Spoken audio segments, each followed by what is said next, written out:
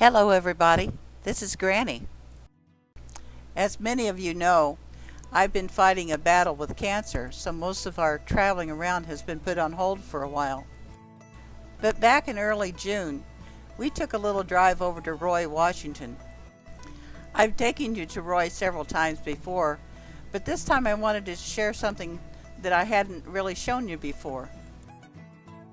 Twice a year, they hold a rodeo around Memorial Day and then again near Labor Day. And when we were there in June, we were there right after the rodeo had been held. The rodeo is quite a large event and attracts cowboys from all over the Pacific Northwest and as far north as Canada. Thousands of people attend.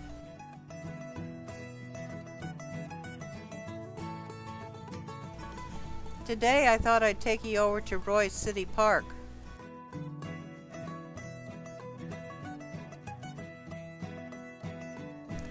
My husband and I have a joke about how I always have the intuition to get there on garbage day.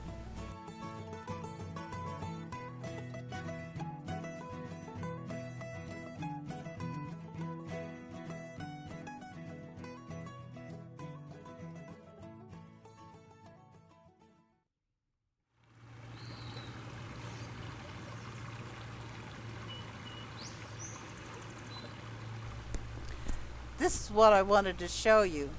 This is Muck Creek, and I found an interesting reader board here, and I read pretty much the whole thing, and if you're not interested, it goes for about 5 minutes, so feel free to skip ahead if you don't enjoy it.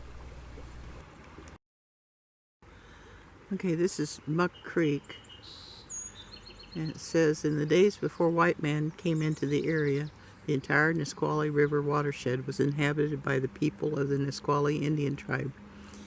There were at least 13 permanent winter Nisqually Indian villages on the Nisqually River and its tributaries. 2 of these villages were located on Muck Creek. Both villages were named for an Indian name of Muck Creek.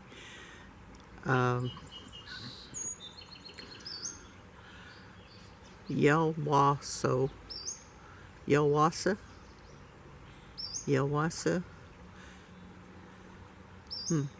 Muck Creek and several tributaries provided many summer campsites for the Nisqually Indian people. Each summer, the Indian families would travel downriver to the open prairie and set up their temporary mat-covered shelters on the banks of the Muck Creek. And they would spend several weeks in their summer camp while they dug camas bulbs, picked berries, gathered basket materials, and fished for salmon.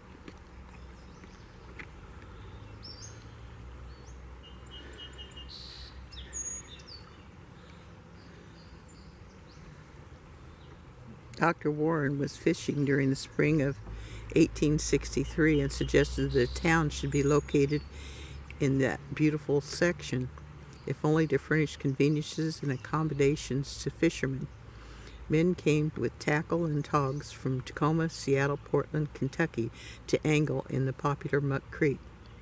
Later, the settlers drove their horse-drawn wagons to Muck Creek with pitchforks, filled the wagons with salmon, which they used as food and to fertilize their croplands. When the salmon began to run, they were so thick at Roy, horses became so frightened of the fish they refused to step in the creek.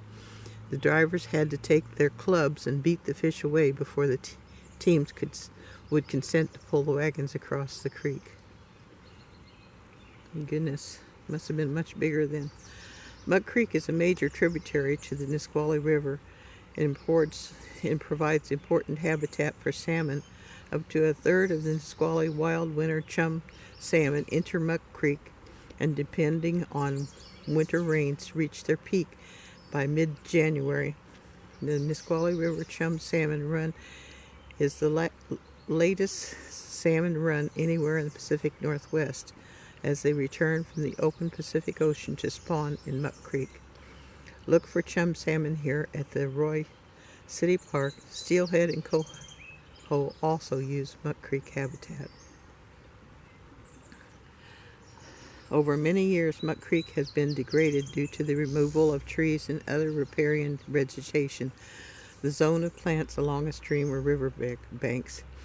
Creek has also suffered from low water flows and invasion of non-native canary grass that can choke off creek channel. During the early 1990s, many local citizens in Fort Lewis, through which the creek flows, the Nisqually Indian Tribe and the Pierce Conservation District and other government agencies have worked hard to improve the fish and wildlife habitat of Muck Creek. Hundreds of Nisqually stream stewards, Pierce Stream team members, and students, participants of the Fort Lewis, these plants will have planted thousands of native trees and shrubs along Muck Creek in Roy and on Fort Lewis. These plants will stabilize the banks, shade the creek, and keep water temperatures cool for juvenile salmon. As these trees grow, branches and fallen logs will create habitat for such fish, such as calm pools and places to hide from the predators. The full shade of these trees will also prevent the growth of reed canary grass in the creek channel. While the chum salmon seem to remain at a healthy level and have responded well to efforts to maintain and restore the habitat over the last 15 years, the numbers of steelhead trout and coho salmon in the creek have been greatly diminished. Though through continued restoration efforts, we hope to see a return of coho and steelhead to Muck Creek and Roy. To find out how you can help, contact the Nisqually Tribe's Natural Resources Department at 360-438-8687. And here are the rodeo grounds where the rodeos are held.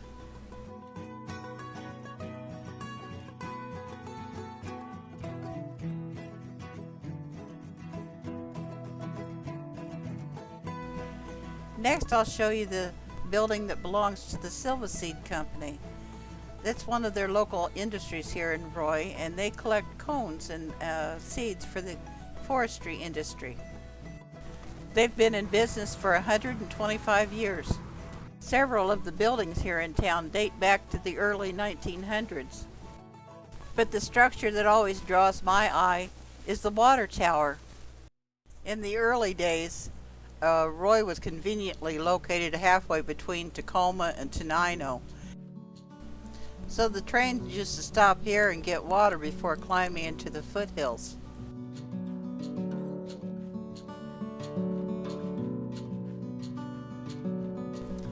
And here's kind of a quirky little thing in Roy. This is the John Deere Shoe Tree Park.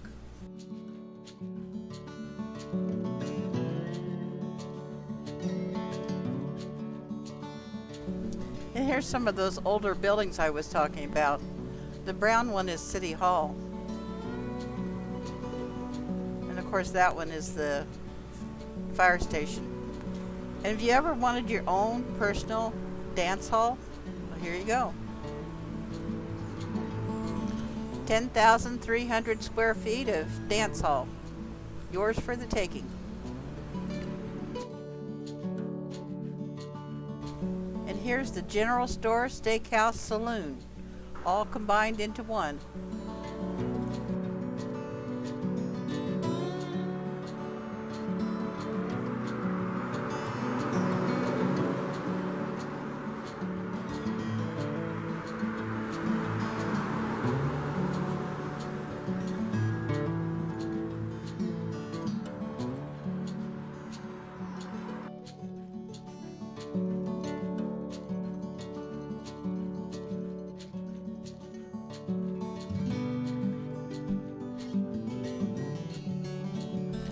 Well, I hope you enjoyed your trip to Roy, and I'll be seeing you next time.